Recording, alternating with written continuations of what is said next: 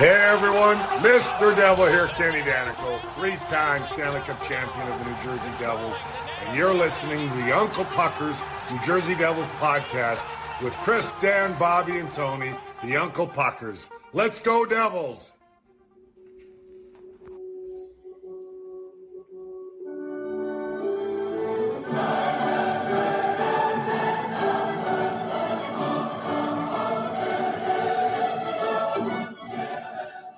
That should be our goal score, the goal song. Ode to Joy. That's Ode to Joy. Be the goal song. I think so. I think it's all in German. That was in Clockwork Orange, wasn't it, Dan? Oh yeah, that was the that soundtrack. I know a lot of Beethoven was. I'm pretty sure that one was there. That song was in a lot of fucking movies. Yeah. So what's up, boys? How's everybody doing this fine Saturday evening? Watching the Devils just go and whoop up on the Bugs 6-3. Well, that was the game that the Devils needed to play, right? I mean, that was to a T. Team you're supposed to beat, go beat them handedly, and they did. That was a nice, impressive win because my Vikings lost to the Bengals today, and I'm like, if both my fucking teams go into Ohio and lose today, seriously, I mean, I'm going to lose my shit. What did you say, 63? That reminds me of something else, 63. 63 points, right? The Raiders scored. Oh, right. After scoring 0 points the week before and playing like one of the most miserable games of football, man. But yeah, they looked good on Thursday, but this is let's talk some hockey. This was a fun game. Holla got on the board.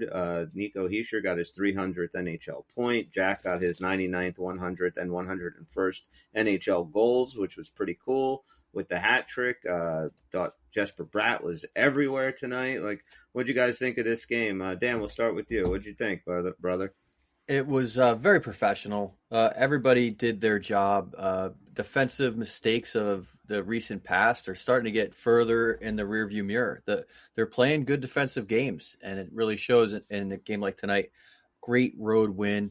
They never really let them come back in this game. It looked like at one point after that bad bounce, maybe one that Schmid would have wanted back, the game gets to be 3-2. Then he takes a penalty on a weird play. You know, I kind of understand why he's touching it up, and he was close to the center line, but he picks up that penalty. Oh, you're like that penalty. Yeah. I mean, so at that point, it's 3-2, and you're thinking, you know what, this game could get out of hand. But alas, it doesn't. They keep the pressure on to come up with not only another insurance goal, but you run away with the game in the third. And it looked so strong tonight, top to bottom. Really great performance. Tom, what do you think? I thought it was a game that, that's kind of how I thought it would go. But you had to win this game, especially since what happened the last time you played Columbus. Jack Hughes just was awesome. He was great tonight. Like you said, Jesper Bratt, what do you have? 4 points, Jesper Bratt tonight? 3 or 4, so. Yeah. I don't have the box score up. Now we're 1 behind Carolina now. I guess like 3 behind the Islanders, starting to pick up points, playing well. I mean, these are the teams you should beat. So, I mean, this is definitely it was a good win tonight for the Devils. Yeah, I mean, we talked about it after the Boston game. You saw the defense kind of really coming together on the Western road trip. Other than that Vancouver game where they let the 3 up in the third period, but after that they went out to Seattle, played well. Vancouver played well. Even in Edmonton in a 4 goals against, they still played well defensively and skated well. Yeah. And we said, when they played really good against Boston, they won the game in overtime. And we said, that's the system. And when you play lesser teams, the goals will come. And that was evident tonight. It was a dominating win by a team that is a lot better than Columbus. And they showed it. And earlier in the season, they're playing down to their opponents. And I think a lot of the early woes of the season. And look, they're still going to, this is only 30 games in. There's going to be peaks and there's valleys. room for improvement. They did get a power play goal, but the power play's kind of fallen apart. So it has fallen apart a little. And look, there's going to be peaks and valleys. You know that if it's just a matter of how you come out of those valleys. And we haven't won 3 in a row or over more than 3 in a row all year. Tomorrow, if we beat Anaheim, that'll be 3 in a row going into the Flyer game. It'd be really nice to start getting a bit of a run going. Like Tony, you mentioned, stacking up some points. Teams are now, everything is so jumbled there, man. This whole Metropolitan Division is up for grabs. And I think right now the Devils are playing some of the best hockey in the Metropolitan Division. Very consistent. Even the losses. What are we at now? 8 out of the last 10? 8 wins out of 10, the last 10? That's impressive. Yeah. And this next game's very winnable. They've lost, 13 of the last 14 games. But these are also the teams you got to worry about a little bit when coming in, But well, yeah, you can't take the night off. That's what it comes down to. You are playing a very bad, young Anaheim team tomorrow, Yeah. and you want to see them get good at home. They have not really been that great at home, and at least not for good long stretches. In fact, going on the road seemed to turn things around. So, I'm hoping that they establish some dominance at home for once. Here's a question for you guys: do you think that Columbus regrets that contract they gave Johnny Gaudreau? I think Johnny Gaudreau regrets the signing with them, and I can see that. I would totally I would have regretted that before I did it, though. I would I don't totally understand what he was regret thinking. the amount of money that they spent for Johnny Gaudreau Starting to when look he has like been that there, now. and he hasn't done a thing. And I understand that they've had a lot of injuries and they have had a lot of bad luck, but when you go out, you're that most sought after free agent 2 years ago. Every team is looking to sign you. Look, Tom Fitzgerald was ready to back the Brinks truck up to Gaudreau's house and say, whatever you want, come play for New Jersey. He decided not to, but you have to look at what Johnny Gaudreau's done or lack of doing anything. When you're a superstar or a pseudo superstar and you're coming onto a team, even if it's a bad team, you have to be the one to kind of, drive the car, and Johnny Gaudreau has not. He was non-existent again tonight. And good for him. He didn't want to come here. And look, I don't think Johnny Gaudreau has this kind of problem playing on a better team. I think Gaudreau puts up tons of points playing alongside Jack or Nico. But yeah, I think both sides right now are having buyer's remorse. Absolutely. Yeah, I was thinking that tonight when I was watching. I mean, I didn't even look at his numbers this year. I don't know what he ever expected. I mean, it didn't look like he was moving on to a powerhouse team. I'm just, kind of, how could he be really disappointed on some level? I mean, do you think it was so far below the expectations of this team? I really don't. When you sign 100-point scorer and he does absolutely nothing for your team for 2 years in a row now, if I'm Columbus, I got to be sitting here saying, what the hell, Johnny Gaudreau's got to be the driver, man. He's got to be the catalyst to their offense. And he's not. Patrick Laine's out for 6 weeks too. So they just. Yeah, Laine broke his clavicle. He's out. And look, I watched it was weird. Not weird, but the other night, my wife and I are watching TV. She goes up to bed, or it's around 9:00. So I go to ESPN Plus and I'm just kind of checking out the games that are on. And usually I'll find a game that's, close, or, if they're going into the third, I'll pop it on.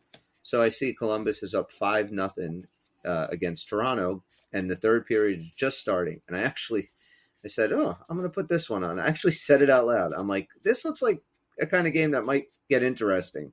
And holy shit, ugly, they gave up the 5 goals in the third period. Lucky enough, they were able to go out and get the point in overtime. But man, Toronto just had their way with them in the third period. And I just watched that game and I just thought, the Devils keep their shit together and show up, they're going to win big. And that's what they did tonight. And that's the key.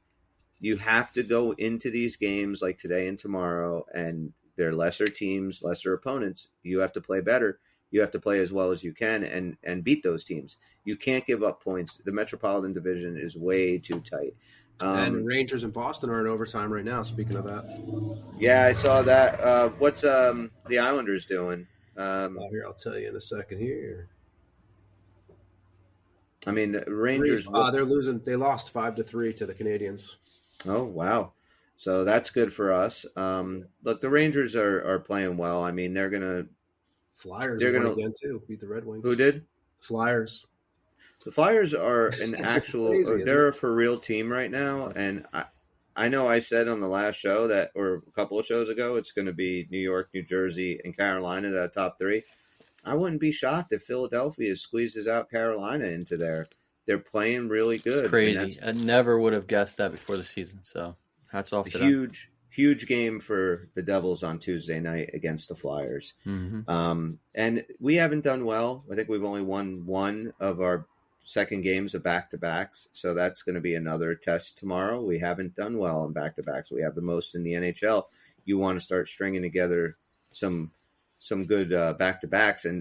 I hate the way that this back-to-back plays out. I hate being on the road for one and then coming home for the second one. I know it's not far, but still, the fact that you have to travel tonight and be back on the ice 7 o'clock tomorrow, that's annoying. And I feel like I don't know the numbers on it, and I could be wrong, but I always feel like when we play that second game at home, we always come out a little flat. So I have the last couple seasons at least. I feel like that. I said I could be statistically wrong. Well, the Devils have not been good in the beginning of games this season at all.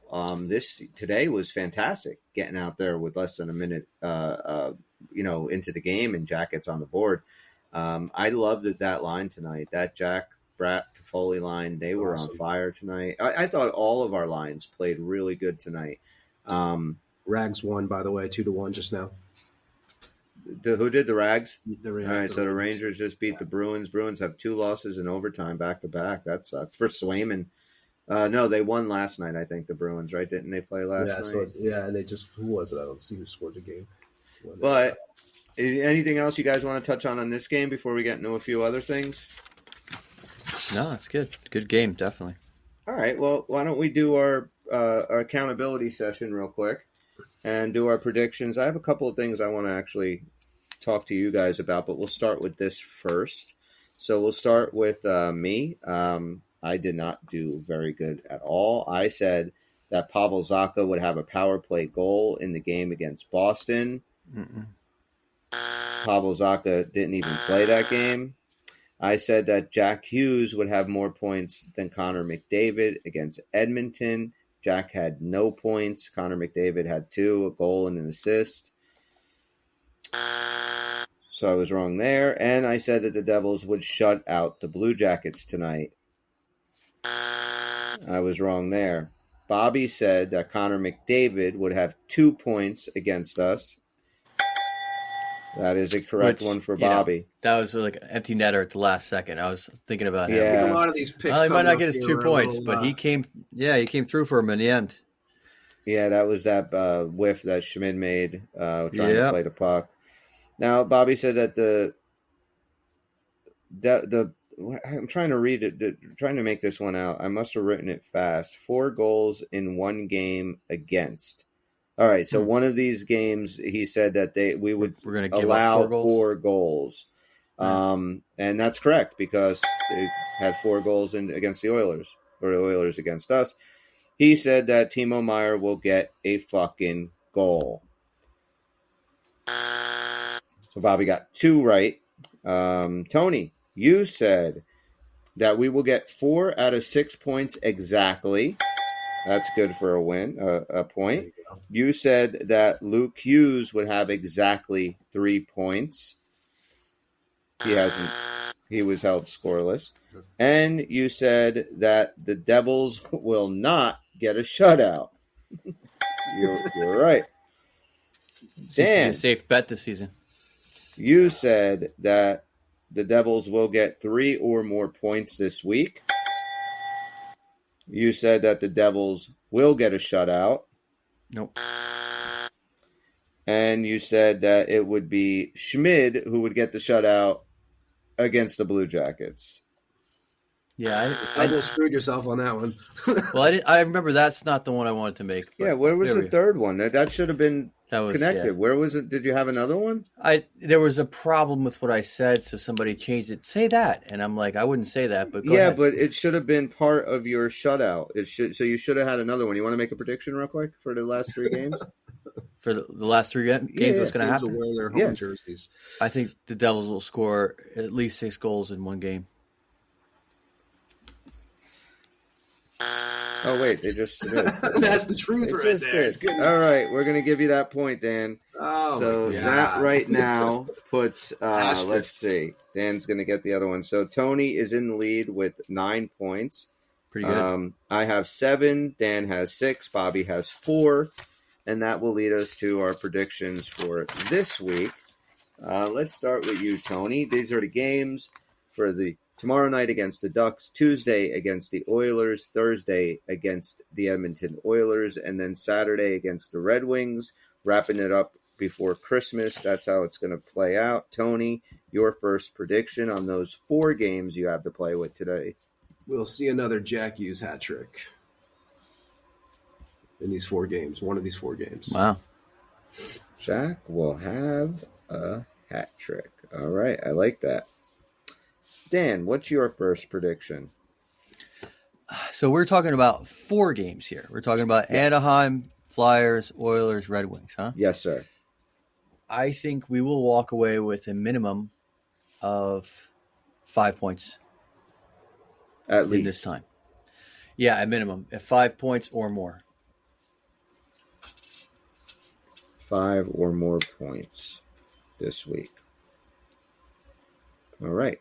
My first prediction, and I'll go back to last week's, and I'll pull that. Jack Hughes will have more points than Connor McDavid on Thursday night against Edmonton. I like that. Take 2. And since Bobby's not here, I will read his predictions. He texted them in. He said that right now, Andre Palat is a -2, and I don't necessarily. He actually sent these before the game, so let's just say he's still a -2. He says that he will be even or better at the end of the week. Oh, okay. At the end of the week. Okay, I got you. That All right. sounds reasonable. And that goes up to Tony. Your second prediction, sir. Vanacek will have more victories than Schmid in the next 4 games. I hate to say that, seems like it's kind of money, but I think it's pretty obvious. I mean, would you think Schmid plays more than once in this series? Maybe. I doubt it. Maybe once. Yeah, I don't know. I'd be honest, confidence-wise, I would say right now I'd probably put. I don't know. Well, my second. Well, actually, Dan, it's your turn for a second prediction. Okay, I will stick consistent with what's been robbing me with points all season long. The Devils will have a shutout. See, I have my second one was Vanacek will shut out the Ducks. Okay, but, there you go. All right, so you're saying that I think you can do that. That's you're being specific to that game. Is that a hat trick? I mean, yeah, why not? All right, so yes, my second prediction then is that Vitek Vanacek tomorrow will have a shutout against the Anaheim Ducks. I like Tony, it. your third, and Bobby's second. I hope we're both right. Yeah. Bobby's second prediction is that Colin Miller will score a goal. Oh. His first goal as a Devil. Tony, your third and final prediction, sir. Jesper Bratt will have 5 points the next 4 games. Oh, he's on fire. Yeah, I mean, that's hard to bet against that. Okay, I'll try to. At least 5 points, or do I have to say percentages? Well, if you want 5 or more. 5 or more, yeah, points. Okay. Yeah. It doesn't matter. I'm going to blow my last one trying to steal Tony's point. All right, Dan, go for it. 6 or more. That would steal his point. So Bratt will have. Well, is that 6 or more steal his points. point? It does, right? I mean, I thought that's what the. Yeah. Maybe I don't understand the concept of what we're doing with those steal things. I'm trying to think like tell me. that. I thought it was like you got to one up somebody. But I think if you could steal a point, the other guy should have a. I don't know how he could do it if he already made his choices of how to steal a point back. That's what I was saying with this whole thing. It is like almost like man. It should be or you could just worry about yourself and not try and steal points, but they are there. But that, You know. somebody invented the stealing thing. I don't know who it was. It wasn't me. But Right. I remember saying when we talked about this, you got to have like a dealer button on this shit because there is a positional advantage if you're going to steal points. Yes. Tony's used his last one, and I go after him. He can't screw me this round. All right. But how about maybe this? next time? I don't know. How about this? How about we do the order? All right. So like this week, like whoever has the least right picks first, and then we go that way. So like if I get none right, Tony gets 1, you get 2, Bob gets 3. I pick, Tony picks. Are you waiting for the person, like waiting against the person who has the least points, or waiting for them? What are you trying to do? Because I was just saying, if you're behind and you pick, well, you should want to pick last then. Yes. So whoever gets the most points picks first, and we go down that way. And then if we have you're ties, trying to give the advantage to the person who's lower in points, right? That's what I'm thinking. Can you think I of think a that better sounds way? fair. Either that or you rotate it. But in the grand scheme, who gives a shit? I can change my since we didn't have these rules that we needed about this other rule that we didn't need. I could change my prediction if that helps. Are you sure you can change it? What do you want to change it to? Tony will not get more than 1 point next week. Tony will get 1 or less points. Yes, that's it. Yeah. All right. And my third and final prediction is that Patrick Kane will have 0 points against the Devils on Thursday night. Oh yeah, good. I totally forgot about him. And He's now in his new home. Yeah. Bobby's third prediction is he's texted me the goals and they've changed now. So I think let me just double check because, like I said, I got this before we played the game. So this is all before Jack's hat trick. And so Jack right now has, where am I, Bobby? All right. So Jack has 11, 12, 13, 14 goals. Toffoli has 13 goals and Bratt has 12 goals. Bobby says that by the end of the week, his third and final prediction is that those 3 guys will have the exact same amount of goals by the end of the night Saturday. So okay, wow, maybe they'll obscure. all have Give him a hat trick for that one. 15, 16. Yeah, I agree with that one. That's like Definitely hitting triple sevens or whatever. Yeah. I might even be happy to give video him 4 points on that. That's a tough one. Yeah, that's a good one. So, all right. So those are our predictions for the week. So we'll come back to that and see how that goes. Now, are you guys aware? You guys follow this Jordan Kyrou story at all? What's going on with this? So, Craig Berube was fired as the coach of the St. Louis Blues. Now, if you remember back in 2019, they fired their head coach. I don't even remember who it was. Like around December or so, Craig Berube comes in. The team's in last place. Of course, they go on their huge run. They get all the way up to almost winning the division. They get into the playoffs. They go on their magical run. They win a Stanley Cup. Winnington. Yes, Winnington. Now, Jordan Kyrou wasn't there at the time, but Craig Berube has been the coach since then. Well, Craig Berube was just fired. There was shit going around the last couple of years that him and Jordan Kyrou didn't really see eye to eye. He called Jordan Kyrou out a couple of times, not in a bad way, just like my young guys need to play better. My young guys need to do a little bit more. So there was some type of – Jordan Kyrou was only like 24, 25 years old. Right. So he was asked after Craig Berube was fired about his thoughts on it. And he just said, he's not my coach anymore. I have no comment. All right. So you can kind of read between the lines, right? Yeah. The fan base didn't like it very much. That he said that? Well, they booed him. So at home, Jordan Kyrou, every time he touched the puck, was getting booed. All right. Craig Berube's a big fan favorite, I guess, huh? Oh, look, they'd never won a Stanley Cup until then. He brought them their one Stanley Cup, and that's legendary. And, I don't think that the fans really thought that Craig Berube deserved to be fired. But especially when they were only like 1 point out of a wild card when he was fired. So I think that the fan base kind of just felt like, dude, there was other ways you could have done that. Like he's not your coach anymore. You're right. You could have just been like, hey, it was, he taught me a lot. He was the only coach I ever had, and I wish him the best, but we're going to move forward. Whatever you say.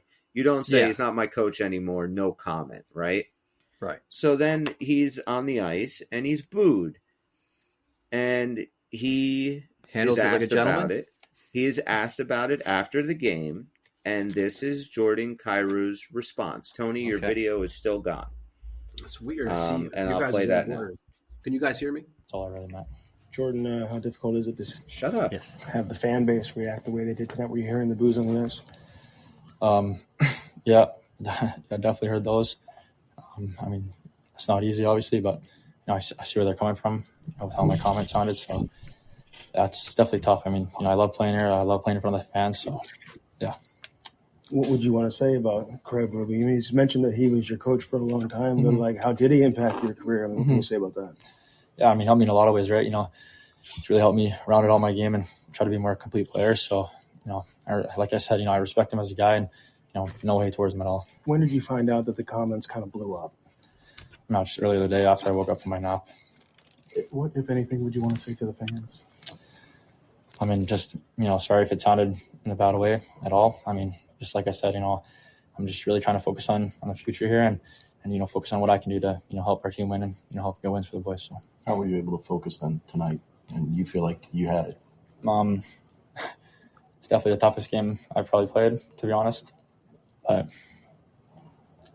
any of your teammates or anybody from the organization talk to you about it? I mean, obviously my teammates have my back, right? So you're getting pretty emotional here. Where are the emotions coming from? I mean, it's just tough, right? Like, I love playing here, so it's tough to hear the fans booing me there. Sorry. He's crying. Where's Tom Hanks when you need him? There's no crying in hockey. Bro, I just need to, you're a grown man. You made your comments, okay? Sheila, they bought their tickets. They knew what they were getting into. I say, let them crash. Come on, dude. You were asked about it, and your response is to get all weepy-eyed and cry? I have a little problem with this.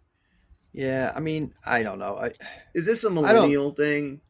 I don't know. I mean, I get it. Sometimes you look at these players; they are very young. They're kind of like kids. He's, very immature with this stuff. But yeah, I mean, does it rub me the wrong way? Like, that's not what I think about when I think about hockey. Is somebody getting emotional about what the fans think of them? Not really. I don't think like that.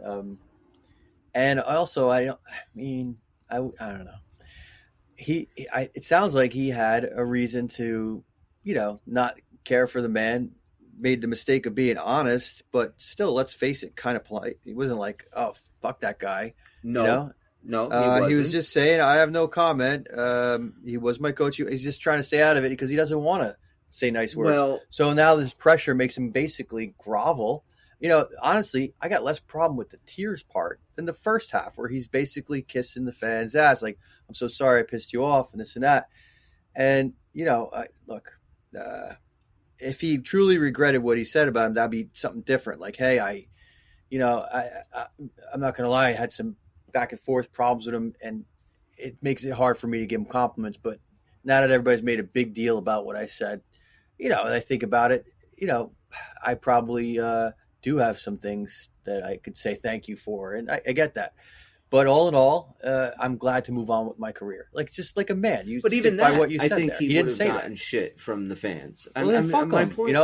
Seriously. Well, here's my thing. Okay, there was no way that you don't throw the guy under the bus. You don't even say what you said of just no comment. Look, we can all read between the lines. That's your way of saying I'm glad he's gone. Fuck him. We all get that. But if you want to say that, that's fine. But you have to understand that, the fans they're going to tell you how they feel the same exact way. Here's my problem with this. We all get so bored to tears at that standard bullshit that athletes tell reporters, which is the same trite things over and over again.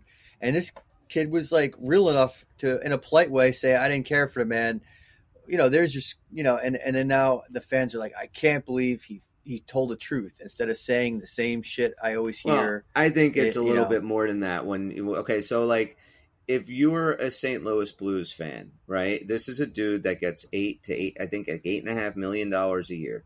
Yeah, he has 6 goals this year. He has not done anything close to what he was expected to do. He has been a dude that just, he's not. You're dead on right. That context is important, how the fans feel about him. Right. But my point is if he said something that was, honest and, but still, let's face it, he didn't start swinging punches. He just said no comment, basically. And that wasn't enough, I'm fine with him saying that. I'm fine with the fans booing him. I just think you don't resort to crying because you were booed in your own building. Like, to me, you kind of maybe laugh it off and you just be like, yeah, I guess the fans weren't happy about that, and I'm sorry about that. I love Craig Berube. It came out the wrong way, and I will bust my ass for these fans every single night. Yeah, that would have been nicer than the whatever. blubbering part. Yeah, but absolutely. Tony, please. The crying. I don't know. I mean, I wouldn't want I would hope you wouldn't cry, because you'd be like you said, you just want to be like, even if you don't feel that way, be like, fuck it, I don't let it affect me. Put the shield up, Maybe it's kind of like, yes, maybe when you get I haven't had this yet, but you watch your daughter get married or something. Maybe it's just go and hold it in, man. I don't know. Maybe it's so overwhelming. I don't know, but I mean, he might have been thinking about his future daughter getting married. Maybe, maybe. Exactly. I gotta walk her down the aisle at some point in my life for these children. I don't even have. I don't know. I'm kind of old, man. I might not. Do you think it is like a part of like that he kind of got caught, and that's like, to me, this is like just like a millennial thing. Like, I don't think that 20 years ago anybody resorts to welling up in the locker room because they get booed. And it reminds me of, do you remember that Simpson episode when Darryl Strawberry was playing, he comes to Springfield, he's playing on a baseball team, and he's out in the outfield, and Bart and Lisa, Bart's just heckling him, and he's calling him all these names, and Lisa's like, come on, Bart, don't be so mean. And he's like, he's a professional athlete, Lisa. He gets paid millions of dollars. This stuff doesn't bother him. And then they show Darryl, and he like pulls his sunglasses down, and he's crying. Yeah. He's like, why they got to be so hurtful? Do you guys remember like, when that's John what Rocker, this reminded me of. Yeah, exactly. When John Rocker made those comments, and he would come running out, and he would throw bottles at him, everybody in the stands and shit. He was John Rocker, the pitcher for the Braves. He made a comment when he played the Yankees. This is probably like 20 years ago, 15 years ago. But he made a racist comment about the subways. Just made some really. I do remember that. Yeah. And they were like, he was getting batteries thrown at him when he was running out of the fucking tunnel. Well, when you go saying racist comments, that's an issue. Yeah, you shouldn't be doing that. This is before now. Now they probably just hang you out in the field. But like then it was kind of like he just said this shit in the papers, and just, I'll never forget when he came back to New York. They were just waiting for him, Yeah, you gotta watch what you say. It's that simple. And like, the fans have the absolute right to boo whoever the hell they want to boo, as long as they're not, being mean or no one's getting hurt or whatever. That's the fan. They paid their money. They're going to the game. They can do whatever the hell they want.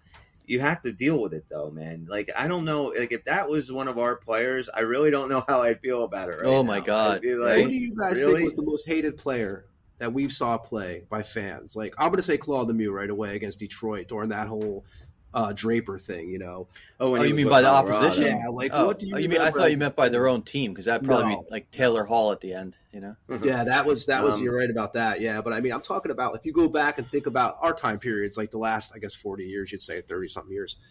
I would think Claude, I would probably have to say in that series, and to anybody that's a little bit younger and you didn't watch, I think that was 1997, right? It was the Detroit Red Wings against the Colorado Avalanche. It was like the first or second round of the playoffs. It wasn't a championship series. And Claude Lemieux, who was playing for Colorado at the time, completely just fucking annihilated Chris Draper along the boards, right along those dashers. His whole face was busted open. He was bad shape. Even Bowman went on the bus after that game, Chris, and tried to get on the bus, the Avalanche bus. They were so fired up.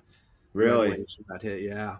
Well, he was – so anybody that wants to go watch a great series back then, which I actually think Colorado won that. That was the year they won the Cup, right? So maybe that was 96 then. Yeah.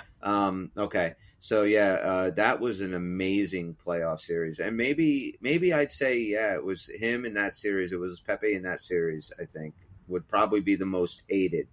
There's got to be some more, though. I'm trying to think. I know McSorley was always hated. I know Matt – sure. Marchand is probably wearing the crown today. Is today's player? Yeah, he's nowhere near what he used to be, though. Like no, that's true. He's chilled out a lot. He's not that dude anymore. He's actually become a pretty good leader. And the thing with Marchand, more of a leader, especially now that Bergeron's gone. Yeah, well, that's a good question. Though I got to think about it. I have a question for you guys, and I'll ask it as soon as I'm done giving a little shout out to our Hockey Podcast Network partner here over at DraftKings Sportsbook. So you can download the app now and use code THPN and new customers can get $150 instantly in bonus bets for betting just $5 on hockey. That's code THPN only on DraftKings Sportsbook, an official sports betting partner of the NHL. The crown is yours.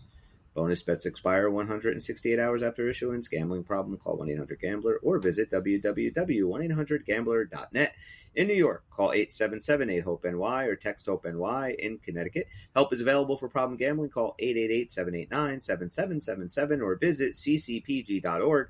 Please play responsibly on behalf of Boot Hill Casino and Resort. 21 plus, age varies by jurisdiction. Void in Ontario. Bonus bets expire 168 hours after issuance. See dkng.com/hockey for eligibility and deposit restrictions, terms, and responsible gaming resources. NHL and the NHL Shield are registered trademarks of the National Hockey League. Copyright NHL 2023. All rights reserved. And here's my question. Wait, I got a question first. There you go, boys. This is more about the that phone number. Yes. That if you have a gambling problem, you should call. It starts out like, I don't know, whatever it was, 1-800, 888, and then it's like 789-7777. 7777. And don't you feel like that's a little inappropriate, considering like that's Lucky just going to make me think of hitting on that slot machine? Like you start dialing it, and you're like, wait a second, the third seven I dial. Right. I got to go to the casino. This means something. It'd be better if it's like a little secret message in there to go gamble some more. Right. If they were like, in Connecticut, help is available for problem gambling. Call 888-789 flaming 777, like triple sevens across the board, and you're a jackpot winner. Yeah. Yeah. Exactly. It really is funny. They shouldn't have sevens as it should be another non. I mean, I like whoever picked the number. I like their sense of humor at least. All right, here's my question to you guys. You're hosting a poker game at your house, okay? You got some beers, you got some food. Me too. Mm-hmm. All right, and it's you and 6 guests. 3 of those guests are current New Jersey Devils, and 3 of those guests are former New Jersey Devils. Who's at your poker game? Can you imagine that if I didn't invite you and I had like 6 Devils coming to my house, and you'd be like, "Dickhead, you couldn't have a game of 8 people." I'm like 5 minutes away, and you could have 8 in your game. There's I didn't even have to play. Just let me hang out.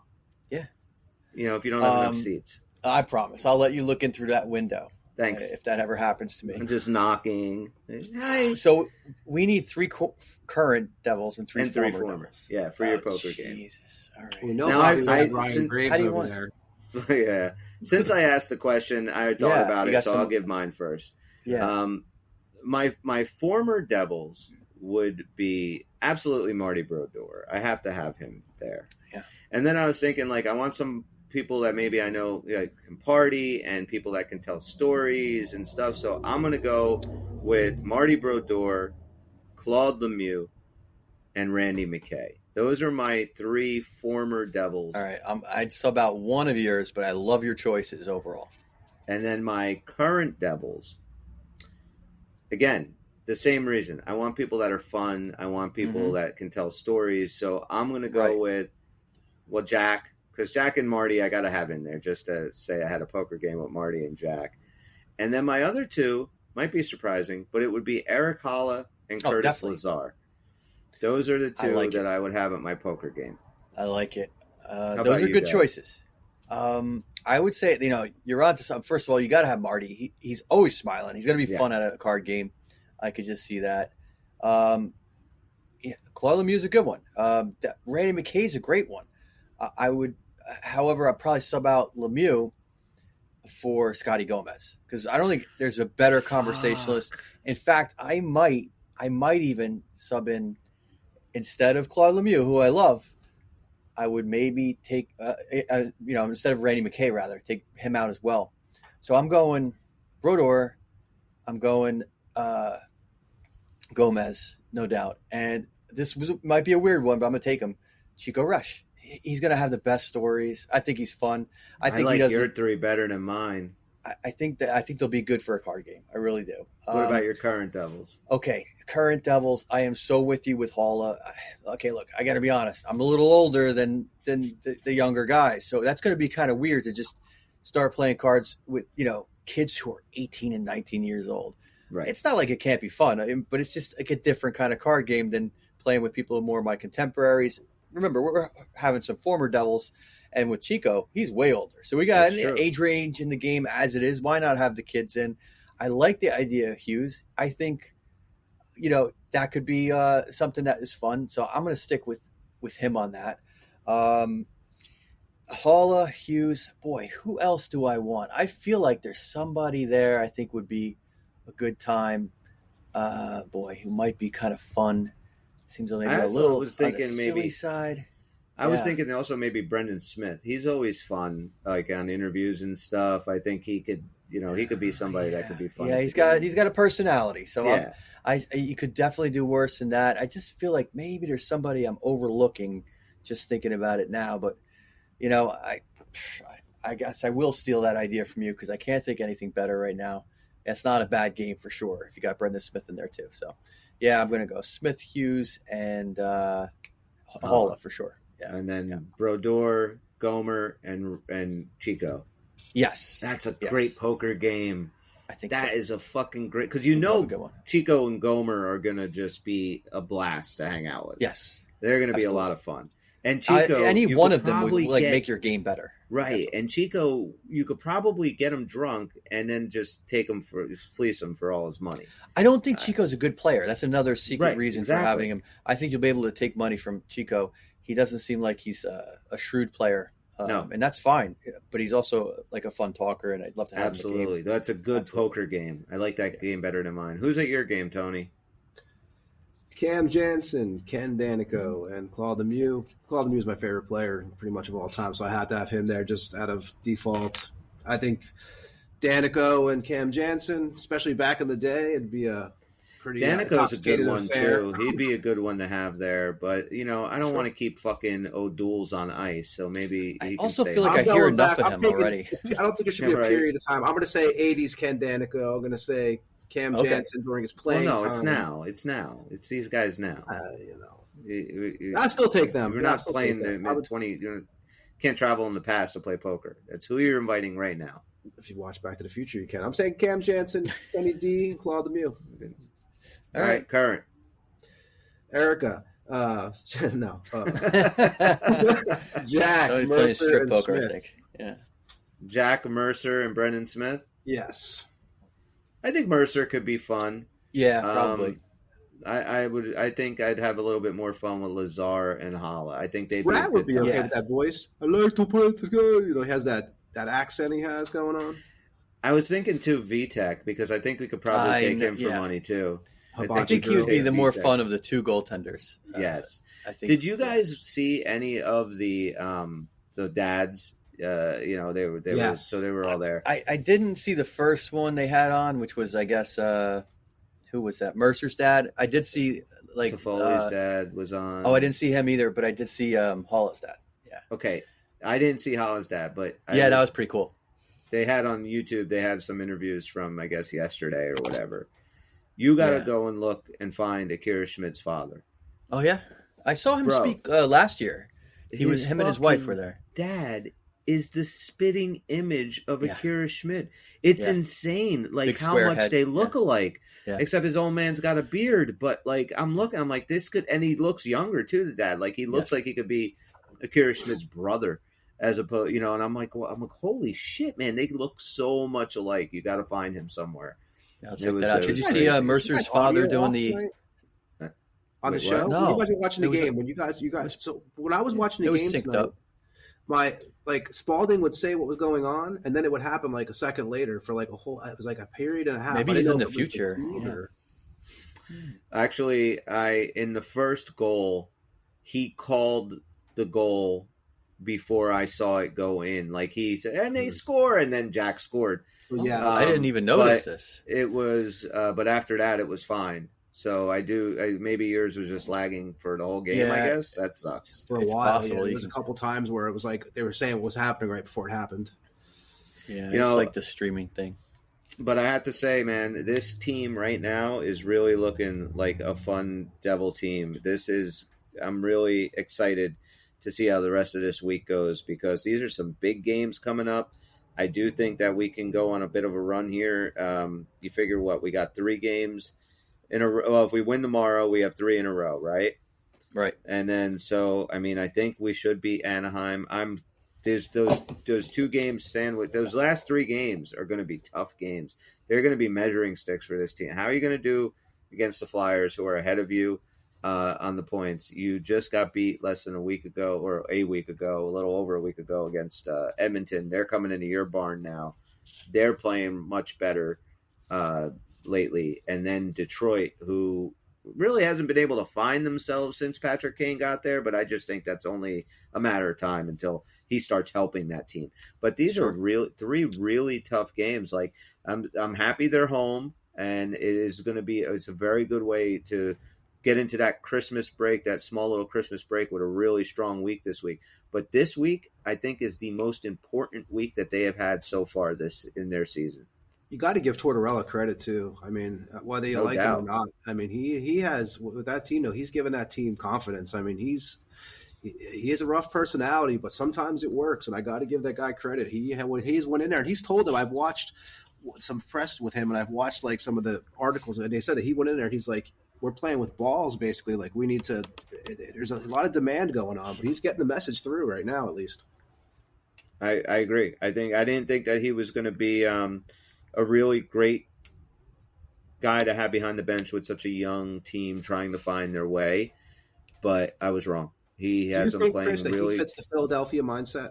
Like, he is kind of good for that town in a way. Like, if you think about, I think it's on borrowed time. I do too. That's exactly what I was going to say. That's the thing with guys like Tortorella, and and it goes the other way. Like, you have to find a happy medium as far as, are you a hard ass? Because after a while, that weighs on guys, and after a while, no matter how many times you go into the dressing room and you're screaming at the guys, or you're gassing them in practice. After a couple of years of that, it expires eventually. It falls on deaf ears. The guys just say, "Yeah, whatever, coach. We know."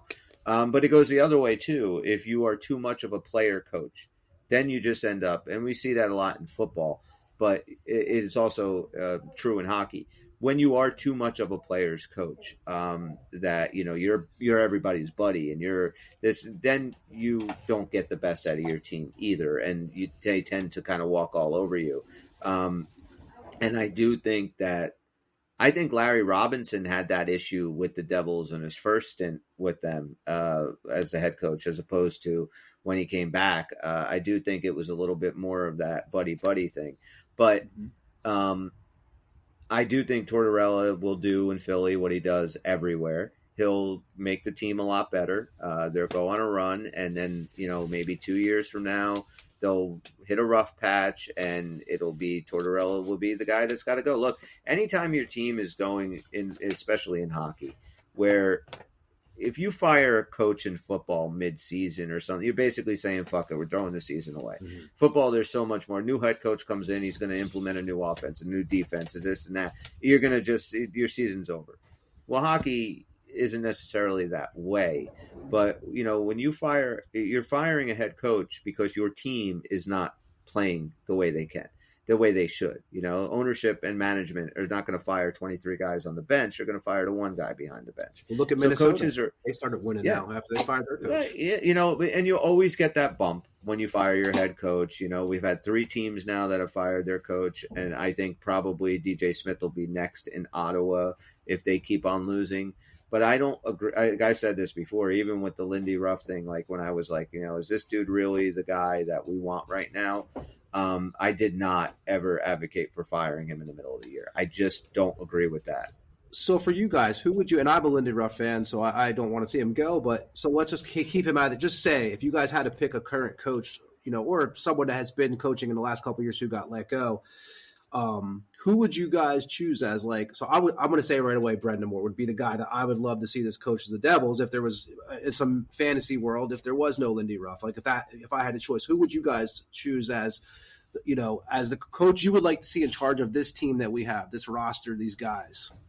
Me, personally, yeah, you just said it, Rod Brindamore. Yeah. I would take Rod Brindamore in a heartbeat. And, if you look at Carolina and some of the struggles that they're having this year, I do think that we're getting to a point in Carolina where the expiration date on Rod Brindamore is coming up. this team is not playing nearly as hard as they should for him. He even just looks exasperated behind the bench sometimes. Just like it kind of looks like if they don't do something this year, I think Rod Brindamore might be out. Maybe he'll be fired. Maybe he would, walk away on his own. But I do think that if the Devils can somehow get their hands on Rod Brindamore, that's the dude that I think can take them to the next level. That type of coach. I love Rod Brindamore, and I think he's a fantastic head coach. How about you, Dan? I absolutely. When I heard Tony say it, I'm like, I can't think of anyone better right now that I would want. You are basing that off of a great performance last year. He really had those guys playing so well in tough situations too. So, it's tough because the best coach is still gonna. I think you guys said it, have a shelf life on him. Yep. We've had amazing coaches that did their thing and then they moved on. It's just the way it goes. I don't think you can keep the same coach in a spot forever. It just doesn't work out that way. Especially now, eventually you're going to get canned. Yeah, I mean, the Devils won. It's a move that's going to happen. Devils have won 3 Stanley Cups in 8 years, and they've done it with 3 different coaches. So, the shelf life is there. I mean, Jacques Lemaire was the greatest thing to happen to this team, and he hit his expiration date. It happens to everybody.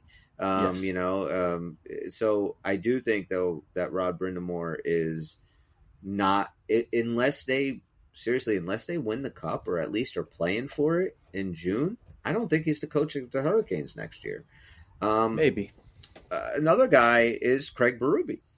I think they have very similar styles in how they approach the game, and I think because I do think that Lindy Ruff has been a great mentor, and we talked about this before in the summertime. Lindy Ruff has really done a good job with teaching this team how to win. Is he the guy that's going to take them to the next level, to a cup? I don't know. And I have sometimes, go ahead. Who? Paul Maurice. I mean, he's fantastic head coach. Fantastic. And he leaves. You look at what he did with Winnipeg. He had success there, and he left. And then he goes to Florida, and I think he's a player's coach too. A lot of players like Paul Maurice. He has a really good reputation, and this is just all fantasy, obviously. But I mean, I like Maurice too. He's another guy. I like Paul Maurice. I'm not a giant fan of these constantly recycled coaches like Laviolette, Tortorella, Paul Maurice. These guys are always just going to bounce around. Now, what you said about Paul Maurice in Winnipeg, I've never seen a coach leave because he honestly felt that he could do no more for the team. And that's what he said. Yeah. He said, I've taken this team as far as they can go. I can't. How do you feel about somebody a little bit less known then? Maybe like a Sergei Brylin or somebody? Do you think he's ever going to be ready for that level? Last year a lot, Sergei. I don't know. I don't know what his duties are behind the bench. I don't know how much of an input he has with the team. We knew that Bruno last year was very hands-on. It kind of seems like Travis Green is that way this year. I don't know how much Sergei Brylin, how much he's I mean, we know he's a good coach and all. He's, doing a good job with the team, but how much is he actually in charge of and stuff? That's what I don't know. You think there's a little bit of bias in that position? Because I'm trying to think of how many truly great European coaches we've had. And I feel like that's one area that, you just don't see the Europeans breaking through as great head coaches. I don't know if it's a language thing or a cultural thing. Is it the organizations, the fans? It is kind of curious when you think about all the great European players we've had for a long time now. And we've never seen really or maybe very rarely seen success with the European coaches. There's got to be some that I'm overlooking, but I'm just thinking about the great ones we've had and who's in the league now, and I can't really off the top of my head think of too many Europeans. Wonder who the next guy to get fired is going to be, because there's going to be another one this year. I think it's going to be DJ Smith. Yeah, I could see. Now, it says here there have only been 2 non-North American head coaches in the NHL to date, and none and none in the last 18 years. So that would make sense of why I'm sitting here going, I can't think of any of them. It's kind of curious when you think about it. We've had some great players. None of them have been transitioning to coaching. There's got to be some reason. I mean, plenty of them spoke English just fine, and I don't even know how much that's the requirement anymore. With all yeah, I mean, I don't know. I don't know why. Why is it that there are no European head coaches? Is there just that many good jobs in Europe for them? A lot of them do coach over in Europe. Sure, I would think so. Yeah. But that's interesting. That's interesting. Well, all right, guys. Listen, we're gonna probably get this thing wrapped up for the evening. That hour went by quick, man. So what do you guys expect tomorrow? Anaheim, 7:00 start at the Rock. Coming off the second half. You and I expect a shutout, right? I am expecting a Vitek Vanacek shutout. Yes, we both win. Vitek, I 5-3. That's not a shutout. 5-3 Devils. I'm saying. Okay, all right. I'm gonna go 4-0 Devils. I do think tomorrow's the night. Vitek is gonna come in. He's gonna play well. And Dan, what do you think for tomorrow? I mean, that sounds very reasonable. For variety's sake, I'll say 3-0. Do you think Gibson will be in tomorrow night? I bet too. There's a lot of rumors. Probably. Yeah, that's going to be fun too because there's a lot of talk now about Gibson coming over here. So, and if they were to go get a goalie, and you don't trade Vanacek, so Vanacek doesn't ship over to Anaheim. They'll probably, and I didn't think they were going to do this, Tony. I think you had mentioned this earlier that maybe, would you guys be against a guy like Gibson coming over, Schmid going to Utica, and it being Vanacek and Gibson for the remainder of this season? I mean, that seems like an upgrade to have him in the mix versus one of them, particularly Schmid right now. But I definitely would not want to give up the whole shop for that move because, I don't know. As long as it made sense for the team, I think it's a move they should do, and I'll leave it at that. But you don't want to hurt the team and hurt future years to make that move happen. I don't think he's the guy to sell out as your franchise goalie. This is the one we want above all else. Maybe not give up too much for that. But the way Gibson's playing this year, and I agree with you. No, he's not the franchise. Our franchise is down in Utica. But he's playing good this year. And then you have Vitek, who's now starting to find his game. If you did bring Gibson in, I think a Vitek Gibson duo could be a very fun duo to watch. I think a very competent duo. Now, how'd you guys think Akira Schmid played tonight? I mean, the first goal is definitely not him. That second goal, I get it. It's a weird, bouncy play, but I think that one and the inconsequential last goal, you look at it and go, he's playing too deep. He's playing too deep. And that's he's a big guy for sure. So, to some extent. You think he cheats a little because of his size? I think. And these guys all nail those 2 inches under the crossbar. And if you're not going to come out to the top of the crease, it doesn't matter that you're 6'4". They're going to take it all They're going to have it up. Yes, and that bouncing puck was again, it took a weird bounce to his right, but he got caught between the arm and body, and it's something that if he's a little further out, it doesn't happen. He made some good saves too, but did he have to make any really stellar saves? No, not really. And I don't think he would put it in his top performances of the year. I think it was passable, but it was not as good as the last outing we saw from Vanacek. And it's game by game right now. We're seeing more of him, which is what we should do. I'm not done seeing him yet to really formulate things about where we're going to go with playoffs if we got to keep these two guys and not make any other moves. But it's gonna take more from Schmid before I look at him and go, well, there's our number one. We're great. I don't see it yet, and I feel like this is so far going to the point where you look at it and go, this is not his emerging as a number one year. I think that's fair to say that it could happen still. It very well could. He could just go on a tear, but I don't see him with as much promise as I did last year at this point. And which I think sucks. That's fair to say. Yeah, which sucks is I really love a lot about his game.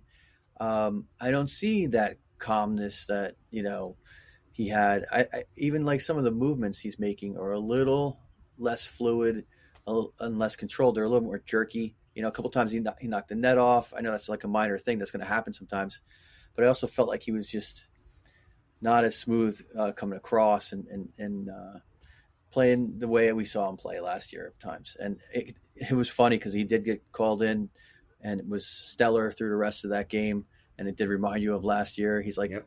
I don't know what, he's like a relief pitcher in that way, or closer, I do think, though, that if you really want what's best for Akira Schmid right now, I think go get a goalie, move him to Utica. I think that's the move. I think he needs to get as many starts as possible down there. And so if that's the move and you're not going to get a goalie, do you maybe bring up Dawes?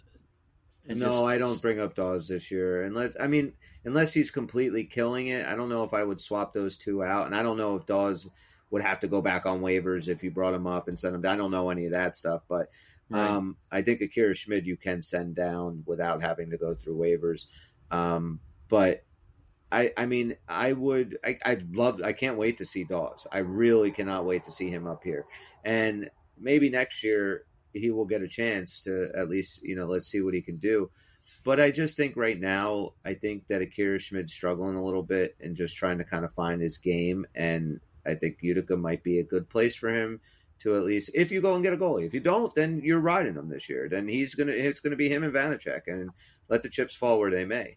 But I do, and I think Vanacek will play, hopefully a little bit better having a guy like Gibson or somebody like that back there. That's more of a security blanket, that it doesn't all have to be on VTech. Maybe sometimes he might think that. So what about you, Tone? I agree with what both of you guys said. And I do think Gibson, Vanacek is an upgrade, and I think it's a good upgrade actually.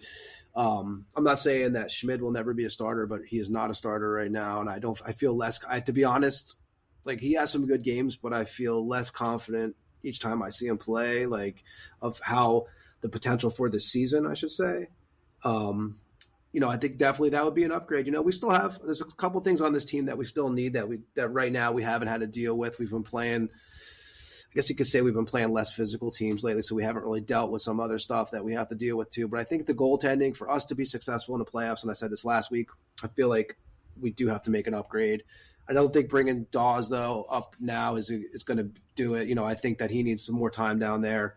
But I think Vanacek's your better goalie now. I feel more confident with him in net. And I'm not saying that's that he's money either.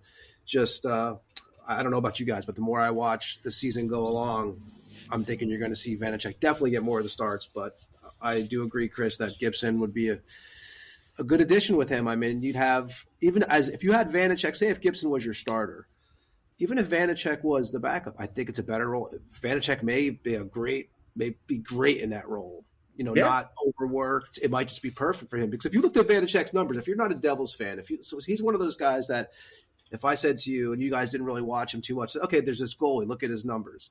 It's pretty impressive, his numbers for the few years he's played. Yes, that's if very you haven't true. Watched every performance if you haven't watched every game, Sure. But right.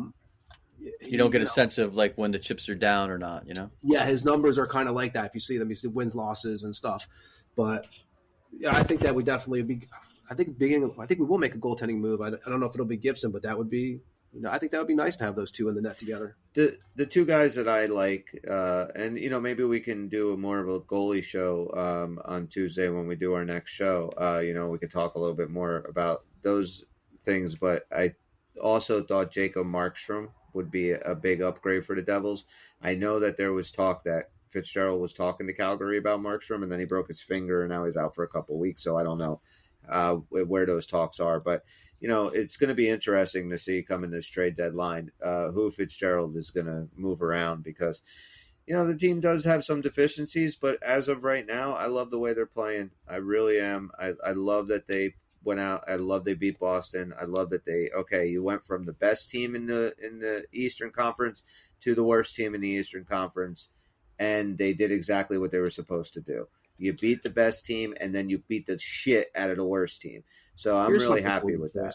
Think about it. Right now, we're not – when it gets closer to the trade deadline, teams know what you need, so they try to drain you for everything they can get, right? So right now, the Devils we've all said we would like a nice grit piece, someone you have to answer to, someone that has talent too, though. So right now, I think would be a nice time to go grab one of these guys, because right now you might not overpay as much as you will when they know when it gets. The Devils need this. This is something that if the Devils do not address this before the playoffs start, if knock on wood, we make it to the playoffs, which I think we will. This will be the thing that kills us in the playoffs, is not addressing this subject. And I think that right now would be a nice time to grab one of those guys too, because they're not going to try to bleed us for everything, because that's just a thought. I mean, you make a good point. There's a lot of truth there, and also it's better to get the trade done sooner than later, just to get the person acclimated to the system and everything sooner. Especially you just don't always get a chance to do that. They usually are sitting on that. I mean, look, we were talking to there's guys like Chris Tanev again in Calgary, who I would absolutely love on this team. I think he's a fan. I mean, you want to stay at home defenseman that's not afraid to drop the gloves or be physical. That's the guy. He blocks shots. He's just a tough, gritty, fucking Ken Danico-esque in his prime type player. I would love to have a guy like that on this team. But again, Fitzgerald, is gonna definitely make the best move he possibly can. So I mean, at least we have a general manager and management so far that we feel pretty good in. That's not gonna, it's real quick before we wrap it up. They were talking to Toffoli's father in the first intermission, and he actually said, "I really hope that Tyler gets a contract here because he really loves playing in New Jersey." That's good to hear. Yeah, because I think Tyler Toffoli, seamless fit in this lineup with these dudes. Been great. I mean, really, you see a guy like Timo Meyer who seems to struggle, and a guy like Toffoli who just has fit in. But a guy anyway, we're gonna could come up big for you in the big games. I feel like Toffoli could be a guy, if you get him in your. He's one of those dudes. You get him for a couple of years in your lineup, it's going to pay off, because in the playoffs and stuff, I just feel like he is going to be someone who kind of like Haula was. They stand out to you, and that Toffoli just has that written all over him. Yeah, I agree. Love Tyler Toffoli. So, guys, we are the Uncle Puckers. Thank you so much for checking us out. That's going to do it for this episode. We're going to come back with 3 shows definitely before Christmas next week. We got 4 fun games to talk about. So wherever you're listening to us, like, subscribe, give us a 5-star review, positive comment. Goes a long way in promoting the show. Also, check out Tampa Morgue, Tony's podcast about metal music, horror movies, 80s TV, fun shit. Check it out. It's a lot of fun. And, we're the Uncle Puckers for Tony, Dan, Chris. Bobby's not here. He's probably crying somewhere like Jordan Cairo. Poor Bobby. Just sniffling. I always miss Bobby when he's not my on. own fan. Nobody's going to boo you, Bobby. Me. Nobody's going to boo you. Don't worry. What a jackass. Bobby's celebrating his 2 points. Bobby did good. He did good. And he got the devil this week. See? Yeah. And next week he might get a hat trick. We gave him he's up for a hat trick next week. Yeah, he's got a tough prediction, and I like his prediction. It's pretty fun. So we'll see how that rolls. So that's about it, guys. Thanks so much for checking us out. We'll see you when we see you. Peace out. Bye-byes. Can we do Bobby's bye-byes? Bye-byes from Bobby's.